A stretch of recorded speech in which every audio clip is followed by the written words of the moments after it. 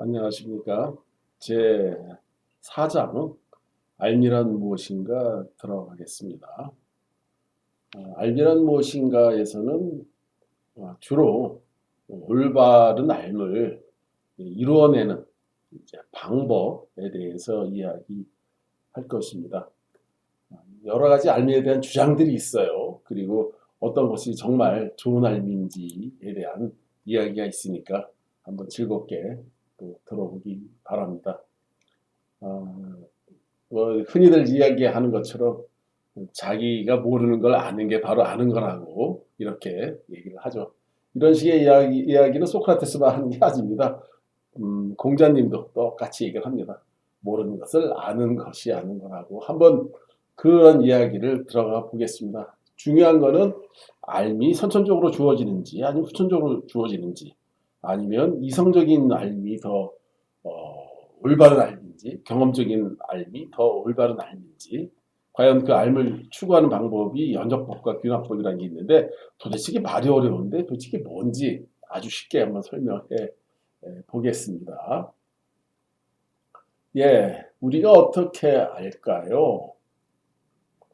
정말 수많은 것이 다 알의 영역이죠. 지식의 영역이죠. 사회, 역사, 도덕, 법률 다 그 알의 부분입니다. 근데 도대체 이 알미라는 게 어떻게 해서 이루어진 것이냐를 철학에서는 따집니다. 자, 선천적인 알미 있죠. 우리는 태어나서부터 지니는 능력이 있어요. 다 알고 있어요. 그게 참 재미있는 게 어렸을 때 한번 체한 음식은 나중에도 몸이 안 받아들이죠. 이런 것처럼 알을 쌓아나가는 것입니다. 그리고 남이 아플 때 아유 불쌍해라는 동정심도 있고 이런 걸 보면서 맹자 같은 사람은 양지라는 말을 했어요. 우리에게 배우지 않아도 알 수 있는 양지가 있고 할 수 있는 양능이 있다는 것이죠. 참 재미있는 얘기입니다. 생각하지 않아도 아는 양지, 배우지 않아도 할 수 있는 양능 이렇게 얘기를 합니다. 자, 이런 선천적인 암과는 다르게 후천적인 암을 강조하는 사람들이 있었습니다. 주로 근대 영국의 경험론자들입니다. 사람은 태어날 때 오히려 빈 종이와 같다. 이걸 흰 서판 이렇게 얘기를 하기도 하는데 아주 그 하얀 칠판이라는 얘기죠.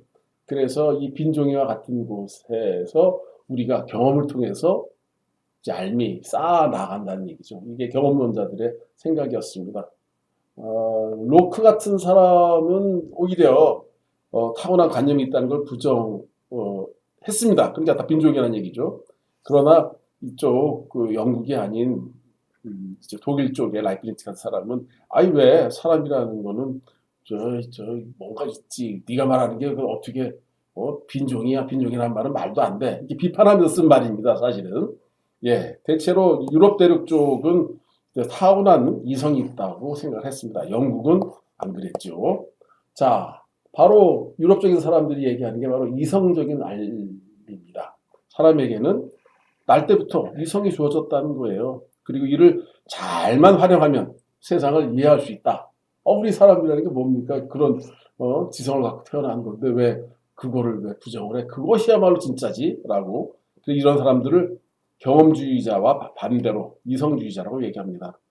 이른바 합리주의자라고도 얘기를 하지만 사실상은 이성주의자들이에요. 이성의 규율을 믿었거든요. 라티오를 믿었거든요. 그런 지식이 어딨어? 있죠. 수학 같은 거. 경험과 무관한 논리적이고 아주 필연적인 거죠. A, B, C 딱딱 떨어지는 이런 이론을 중시합니다. 그러나 경험적인 알을 주장한 사람은 겪어봐야 알지 이렇게 얘기를 합니다. 저 신기한 게 있어요. 자전거요. 한 번 배운 사람은 평생 살 줄 압니다. 그거 신기합니다. 따라서 경험이야말로 살아있는 알인 것이죠. 그래서 경험주의 철학자들은 이성으로만 이끌어내는 알면은 뭔가 새로운 게 하나도 없다고 배울 게 없다는 것이죠. 그러니까 새로운 게 없고 그 머릿속에 있는 게 계속 맴돈다고 생각을 했습니다. 따라서 경험을 해야만 바다 건너 뭐가 있는지를 알 수 있다는 얘기입니다.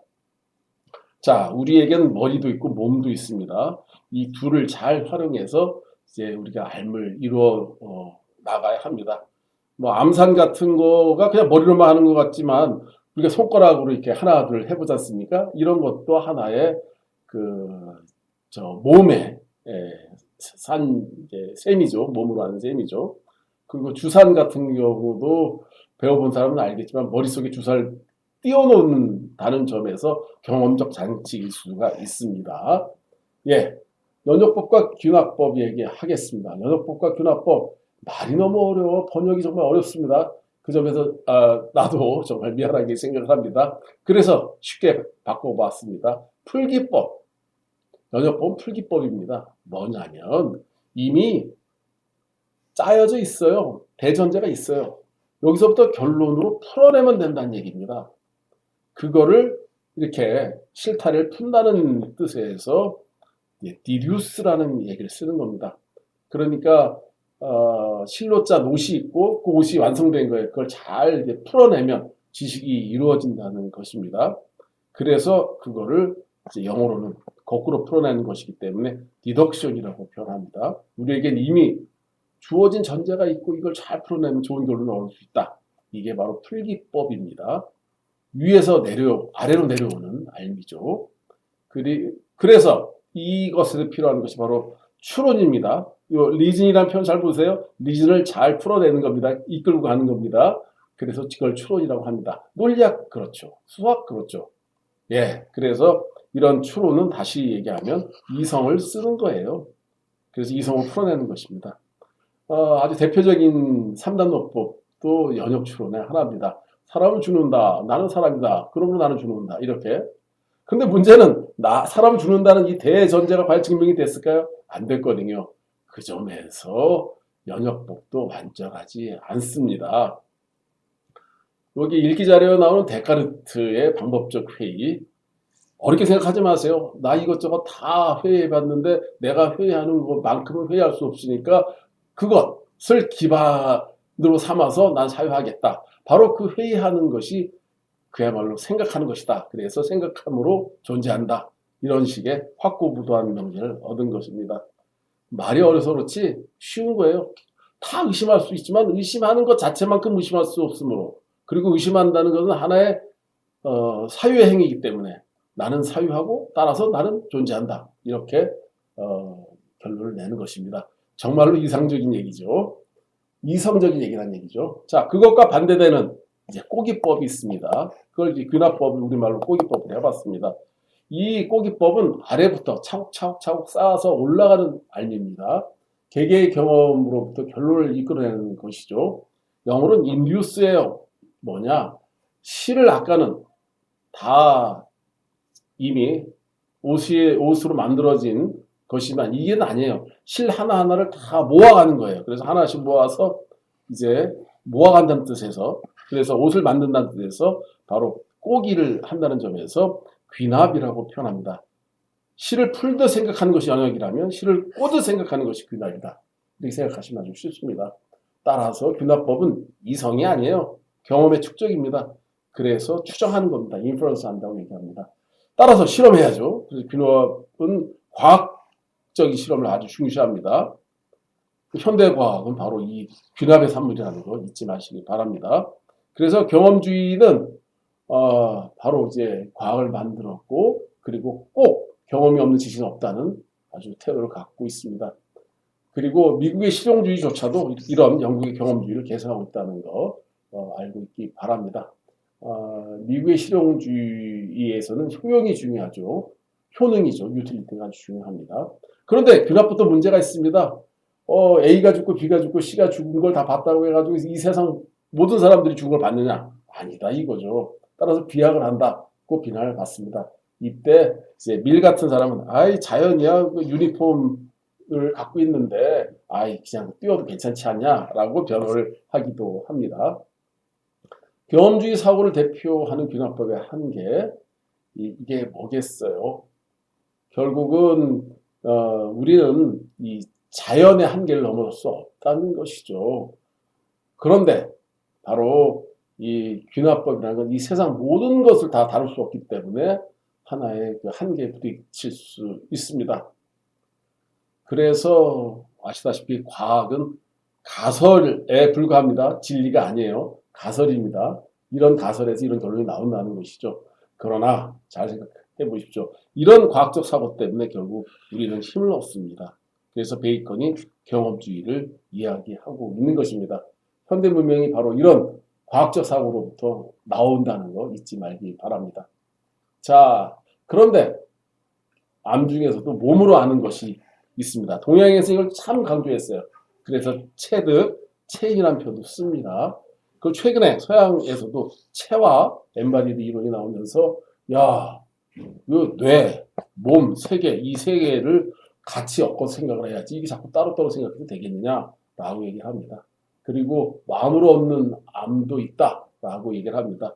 이를테면 우리 서양어에서 마인드업 이성적인 걸 많이 얘기를 하고 있습니다. 머리에 가깝죠. 그러나 동양에서의 마음은 오히려 상당히 가슴에 가깝습니다. 마인드는 서양적 전통에서 이성적 활동이지만 마음은 동양적 전통에서 오히려 공감의 능력이라는 거 잊지 말기 바랍니다. 그리고 심에 대한 문제는 정말 복잡하지만 이렇게 심성, 심정, 성정이 모두 다르게 쓰이지만 바로 이런 심에 관한 연구를 많이 해왔다는 거 잊지 말기 바랍니다. 재밌는 얘기 하나 해드릴게요. 미국인들에게 마인드가 어딨어 하면 다 머리를 가리킵니다. 그러나 동양인에게 특히 한국 사람한테 마음이 어딨어 하면 다 가슴을 가리키죠. 이게 바로 큰 인식론적 차이입니다. 자, 그 다음에 넘어가 보겠습니다. 이런 식의 마음에 대한 공부를 이제 불교에서 유식학과 관련돼서 모든 것은 오로지 마음이 지어낸다는 일체유심조라는 주장을 펴기도 합니다. 좀 어려운 얘기 같지만 쉬운 얘기예요. 의식과 표상으로서 얘기하는 거 어렵게 얘기하지만 그게 무슨 얘기냐? 모든 것은 의식이고 그것이 드러나는 것이 세계다 라는 뜻입니다. 자, 머리에서 가슴으로가 가장 멀다는 말이 있습니다. 과연 이 두 개를 어떻게 설정할지 잘 생각해 보기 바랍니다. 용어 정리하겠습니다. 자, 머리가 좋다라고 하죠. 가슴이 뛴다고 하죠. 그다음 마음이 아프다고 하죠. 이렇게 다르겠습니다. 요거를 몇 번 읽어보시면 머리, 가슴, 마음의 용례를 쉽게 알 수 있습니다. 우리는 그러니까 머리만으로 안 되지. 머리만 쓴다. 이렇게 얘기하고 아이고 가슴 앓이 하자. 이렇게 얘기하고 마음을 다해서 일을 해야지. 이렇게 용례만 봐도 우리가 머리, 가슴, 마음을 나누어서 구별하고 있음을 알 수 있습니다.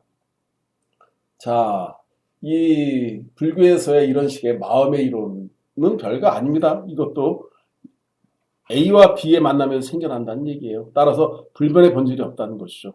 그 불변의 본질이 없다는 것이 공이란 얘기죠.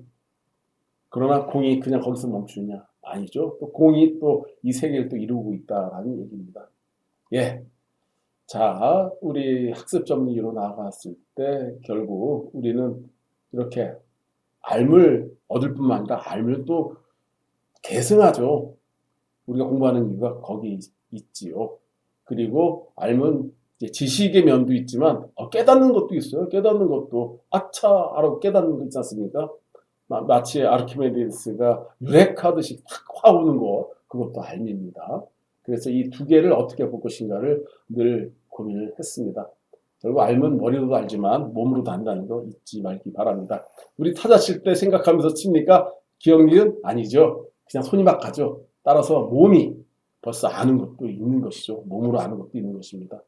자, 여러 주제가 있습니다. 이성 경험 중에 무엇이 중시해야 되는지 다 이게 반대적인 거예요. 머리로 얻은 건지 몸으로 얻은 건지 진짜 연역이 좋은지 귀납이 좋은지 이렇게 지식과 지혜를 어떻게 구별할 것인지 이런 식의 이야기 이성 없는 경험, 경험 없는 이성이 가능한지 놓고 토론해 보기 바랍니다. 이것으로 마치겠습니다. 고맙습니다.